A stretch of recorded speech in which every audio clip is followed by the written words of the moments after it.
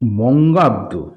বঙ্গাব্দের সূচনা হয় গৌড় আধিপতি মহারাজ অধিরাজ শশাঙ্কের সময়কালে।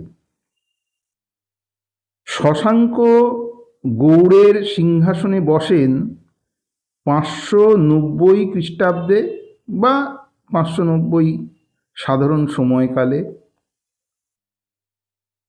এর বছর তিনেক পর যখন তিনি নিজের ক্ষমতাকে নিরঙ্কুশ করতে সমর্থ হন এবং রাজ্য বিস্তার করতে শুরু করেন, তখন তিনি অনুভব করেন তার রাজ্যের যে জমিজমা আছে তা পরিমাপ করা প্রয়োজন, তার একটা ঠিকুজি ও নথি তৈরি করা প্রয়োজন এবং সেই সঙ্গে যে দলিল দস্তাবেজগুলো আছে তার দিনক্ষণগুলো একটা সঠিকভাবে নির্ণীত হওয়া প্রয়োজন।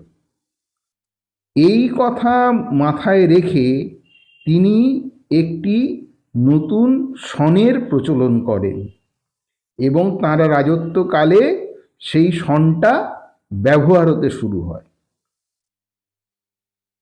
এই সনটাকে তখন শশাঙ্ক অব্দ বলেই চিহ্নিত করা হতো, শশাঙ্ক অব্দ।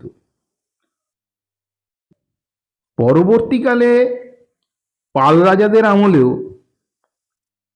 এই সনটি বজায় ছিল। তবে বঙ্গাব্দ কথাটার সূচনা সম্ভবত রামপালের আমল থেকে প্রচলিত হয়। এর অনেক পরে ইখতিয়ার উদ্দিন মোহাম্মদ বিন বখতিয়ার খিলজি যখন বাংলায় আক্রমণ করেন, তিনি লক্ষণাবতী আক্রমণ করেন। সে সময় সেখানকার রাজা ছিলেন লক্ষণ সেন। লক্ষণ সেনের তখন প্রায় 80 বছর বয়স। তিনি নদিয়া ছেড়ে পূর্ববঙ্গে চলে যান এবং সেখানেই তিনি বর্তমান যে ঢাকা নগরী এই অঞ্চলটির পত্তন করেন। মনে করা হয় সেখানে যে ঢাকা ঈশ্বরী, সন্ধি করলে যা হয় ঢাকেশ্বরী, সেই ঢাকেশ্বরী দেবীর নামের যে ঢাকা, ঢাকা ঈশ্বরী, সেই থেকেই ঢাকা কথাটির প্রচলন হয়। পরবর্তীকালে ভারতে দাস বংশের সূচনা হয় এবং বাংলার বহু অংশ সুলতানি শাসনাধীন হয়ে পড়ে। এই সমস্ত অঞ্চলে তখন হিজড়ি সনের প্রবর্তন হয়। এর অনেক পরে সম্রাট আকবর যখন বাংলার পশ্চিম অঞ্চলে আধিপত্য করতে সমর্থ হন, আধিপত্য বিস্তার করতে সমর্থ হন এবং বাংলার পশ্চিমাঞ্চল অনেকটা নিজের দখলে নিয়ে আসেন, তখন তাঁর প্রধানমন্ত্রী তোডরমলের পরামর্শ অনুযায়ী তিনি বঙ্গাব্দের পুনঃপ্রবর্তন করেন।